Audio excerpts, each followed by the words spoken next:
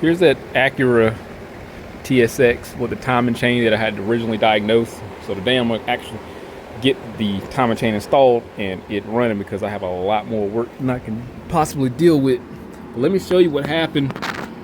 Look down there at the timing chain tensioner, and it's overly extended and it's not locking in place, so I can pull it all the way back and it's not holding. I mean, even though it's extended, I mean, it's still got a lot of slack in it. So I can only imagine when I compare this timing chain to a new one, how bad it is. This is one of the worst timing chains I've seen, to the point where it jumped like that. So what I'm gonna do, this is gonna be a really quick video, because like I said, I really need to focus on getting this done and back started. I do have new spark plugs. I got gear here for the intake, bearing and valve gear, and of course obviously a new timing set for the primary chain. It's an ITM, so I've got the lower part, but I'm not using that. This is just primarily for the main timing chain. So these will get utilized and installed. I do have a new timing cover kit. It came with this seal and the front crank seal, so I do have that. Let me just get this part number. Here's the part number for the timing seal set. It's a Fail Pro. I frequently patronize O'Reilly's. That's where this came from. There's a part number right there, TCS 46051, and it come with RTV sealant and that seal and the front crank seal. Here's the part number for the timing chain set, and I got this off of Rock Auto. So we have to, I'm not gonna say cut corners, because we didn't cut corners. We just had to get an alternative price because the parts in the store are pretty expensive. So I'm gonna get the gear. This is how the sprocket came. Part number written up on there. This is for the intake. This also came from Rock Auto. So I'm gonna get this installed, and this package is sealed up. So I'm gonna get this installed, and I'm pretty sure I gotta install this unlocked, if I recall. Long story short, I'm gonna get all this installed, and we're gonna hear it start up, because it should work if my diagnosis was properly. All right, I got the gear installed. That was torqued down to 83 foot-pounds. Timing chain, guides, and tensioner.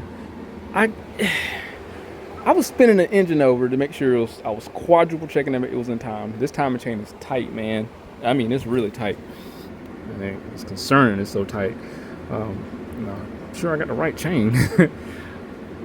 So I don't know, I was turning it over and it just felt a little easy on compression, and I wound up starting it up like as the state that it's in now, just to get an idea of the harmony, and it sounded fine.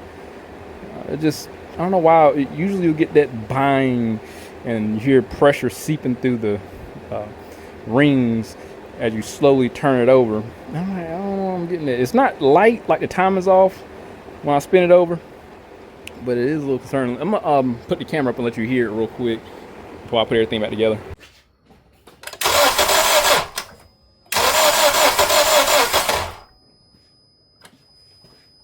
Start up too much and throw oil everywhere.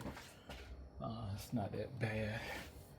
Yeah, but okay, I understand that it's been sitting for a while. There's still a lot of, hear me out, there's a lot of oil in one of the cylinders, and it's probably cylinder wash, and that's what I'm hearing. And it hasn't started up since we had it, so maybe I'm tripping. Oh, I don't know if anybody noticed that. I know I need to fix this. This will get fixed too. But the biggest concern is the sound. I'm gonna call that cylinder wash, that little drop in pressure, because we did a compression test and it was fine. I'm not gonna think more about it. By the time you see this next, I'm gonna have everything put back together. I spent extra time triple checking this time and make sure it was right. And like I said, the timing chain is extremely tight. I'm gonna leave it alone. Once the oil gets sloshed around, it'll serve its purpose. Let me get this put back. We'll start up together and hopefully I can screw something up.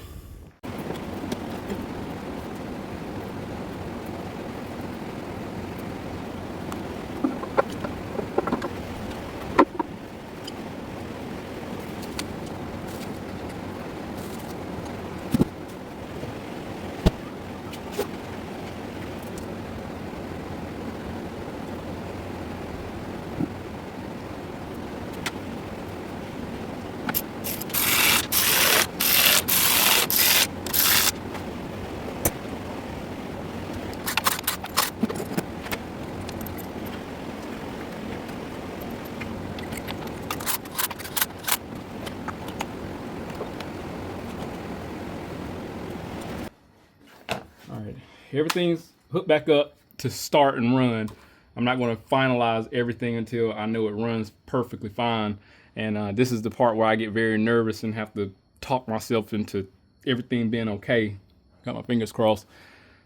So did it, we tested it, made sure everything was spot on as far as what needs to be replaced.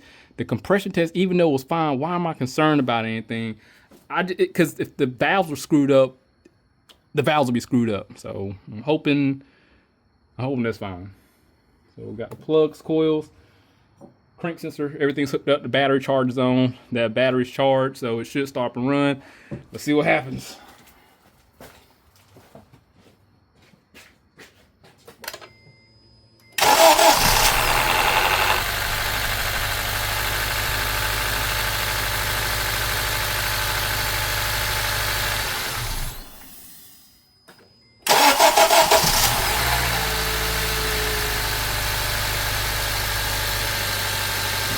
Vacuum leak. Well, start right on up, no problem. I just gotta fix that leak. I know that generates some lean code there. Cool. Let me shut it off.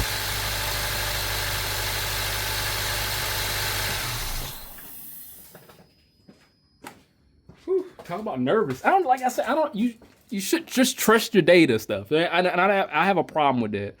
Life lesson. I have the answers right in front of my face. I don't know why I'm like, just trust the process, Brad. Everything's fine.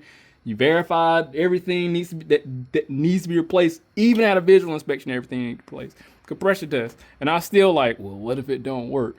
I don't know. I don't know why I do that. Trust the process. Trust it. It worked.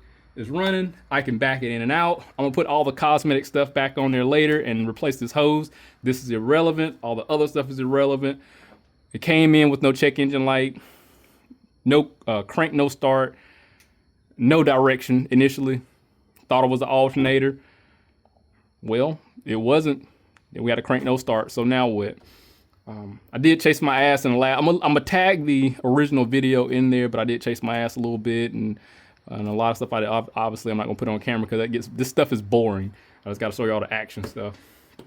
So other than that, this is another confirmed fix. So in and out, I'd say 3 days. Well, I had to order parts, so I would say this was about 4 to 5 days in the making. 4 days, I want to say. Parts came from Rockwell pretty fast. I got them in and out because I got a bunch of oil changes tomorrow. It just be like that. So I guess some money is money.